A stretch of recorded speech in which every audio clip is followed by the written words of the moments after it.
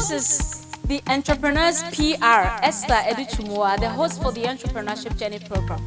The program that is sharing the wonderful stories of entrepreneurs to inspire upcoming entrepreneurs and, of course, to let their business go viral so that they can do it because they are really contributing to the economy of Ghana. Today is a beautiful day. Of course, it's a rainy day, but a wonderful day because of the story we are covering today. Today we are at Eazzy Cuisine and we are here to speak with the CEO, Madam Fredia Amenin. This is a woman who have faced life adversities, but she did not allow that to overcome her. She was able to put herself together again and pick the pieces to do something that is being a blessing to homes and Mother Ghana. Let's get to know her and the business she's into, and I know you will love this interview. There's a lot for you to learn.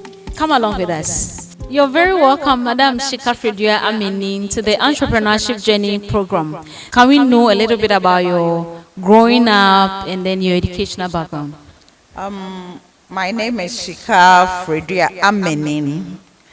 I have 3 children, and growing up, I went to school in Takwa Secondary School so many years ago, and then to the Central University. That is after marriage.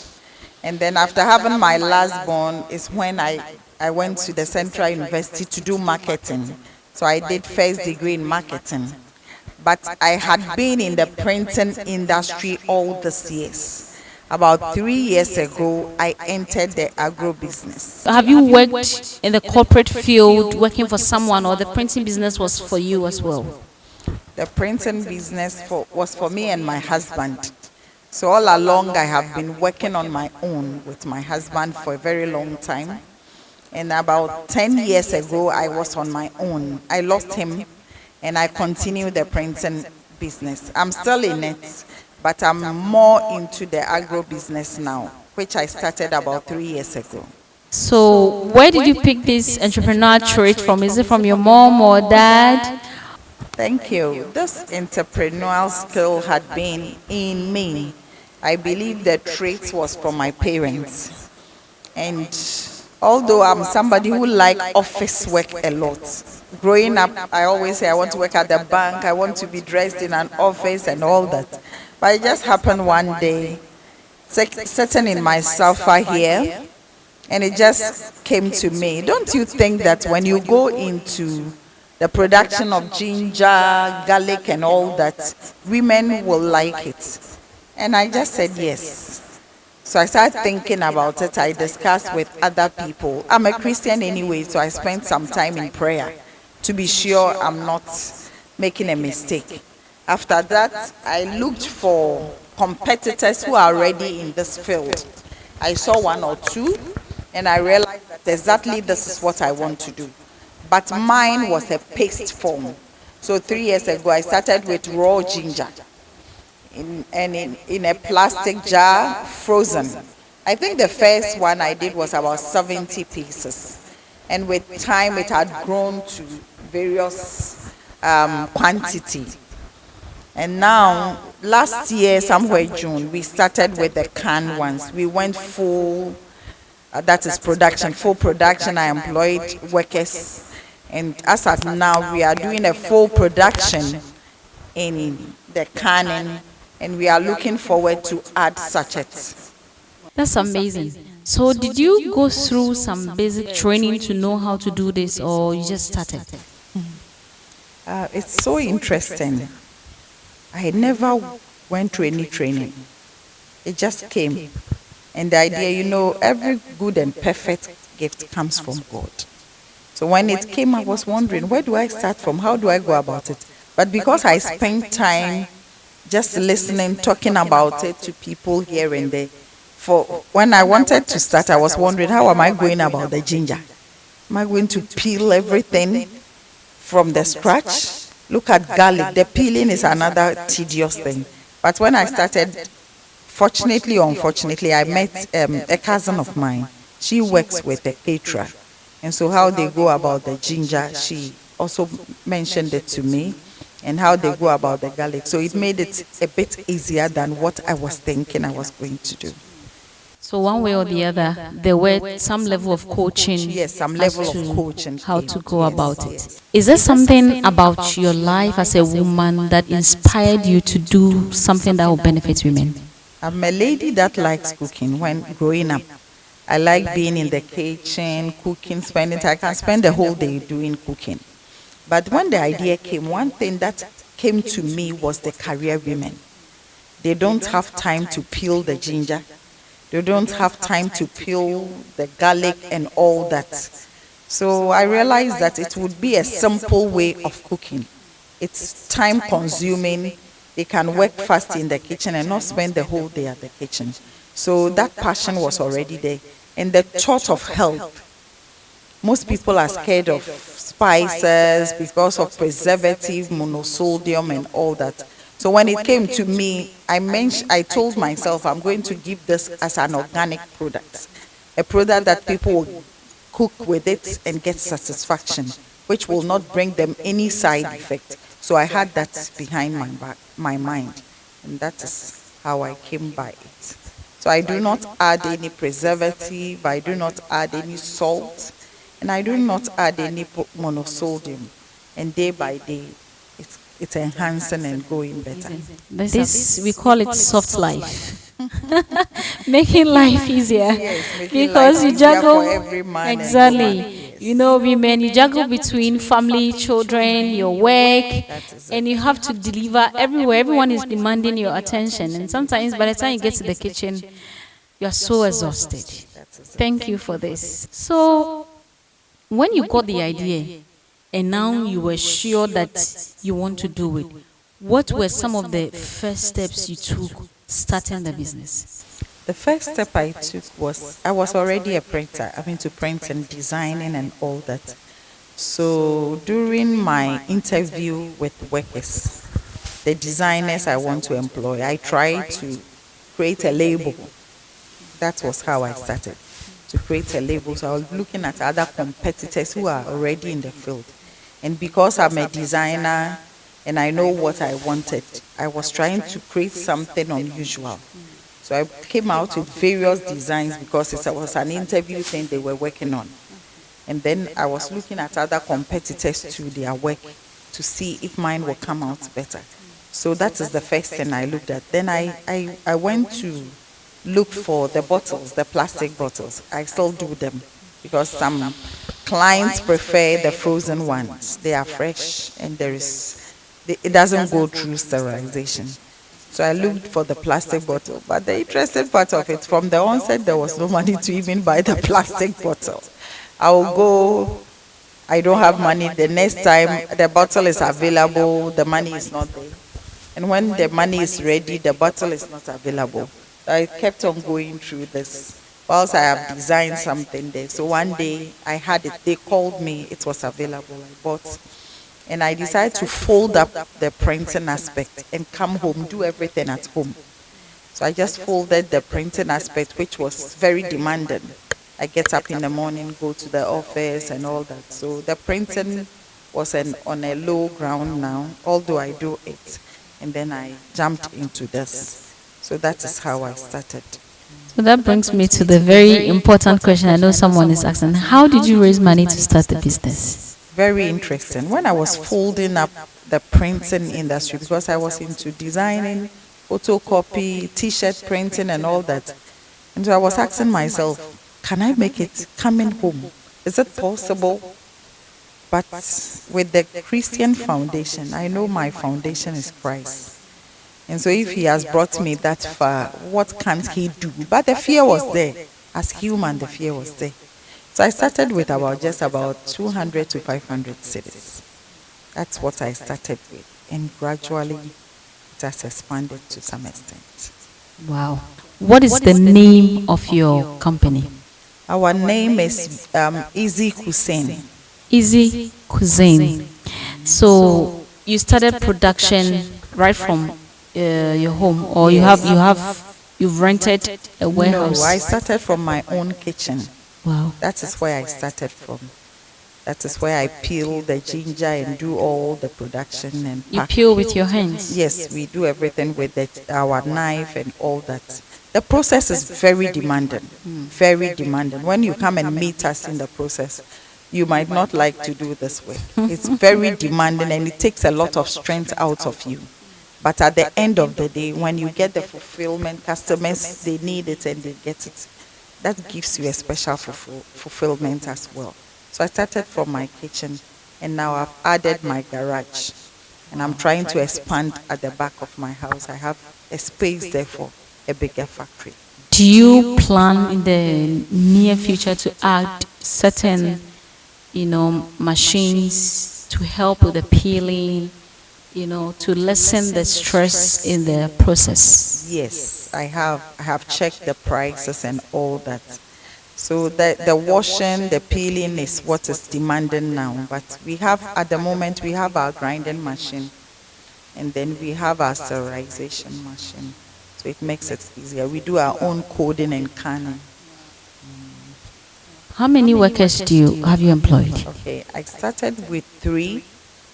Last year I had about 5 to 6. With me inclusive is 7. But at the moment we have also dropped to about 3 of our workers. The rest are partial workers. So whenever we need them, they come to do the production because that's the side we need them a lot.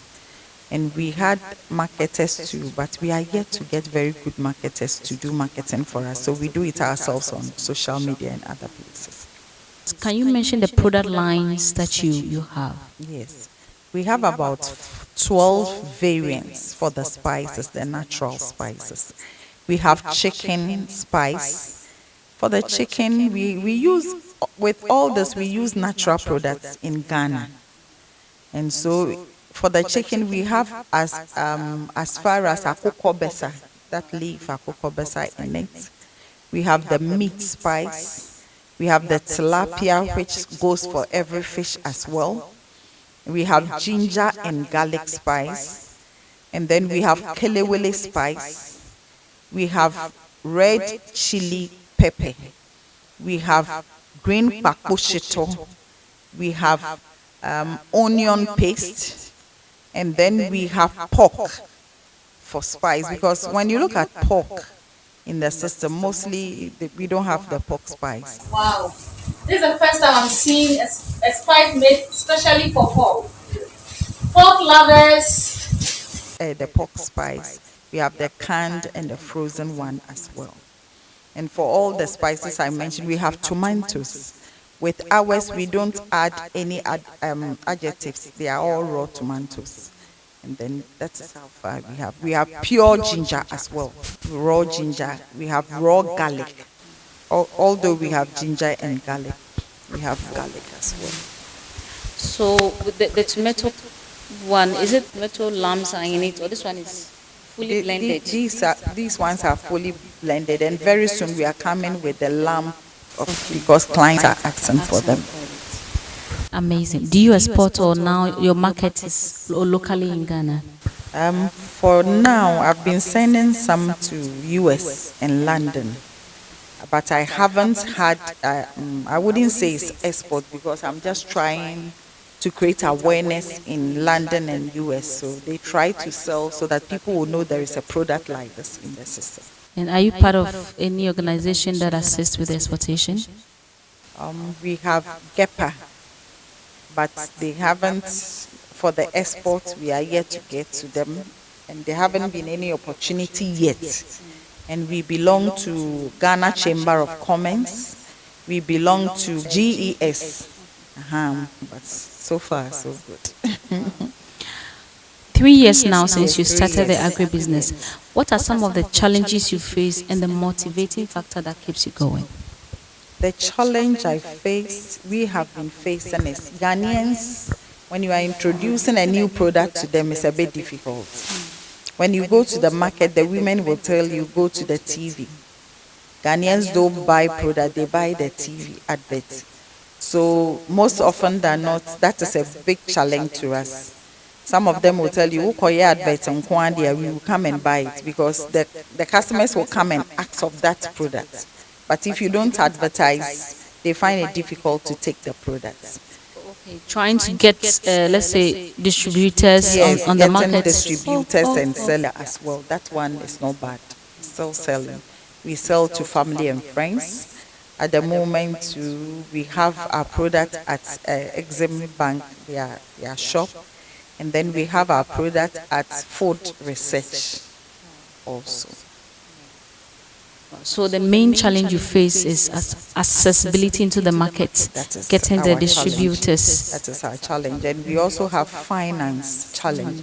We want to go into paste because Ghanaians are asking for the sachet ones. But when you look at the money involved in doing the sachet, Yeah. it's very big. And that is a big challenge You have to us. get the machine. We have to get the machine.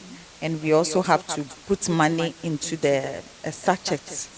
The sachet alone is another cost by itself. Sealing machine too is another cost. So it's a very big challenge to us. Wow. Maybe an investor is watching. How profitable is this business? This business is very profitable. It's good for the local markets and the international markets because every woman or man needs this product in her house. But to get to the market, especially to advertise, is a big challenge.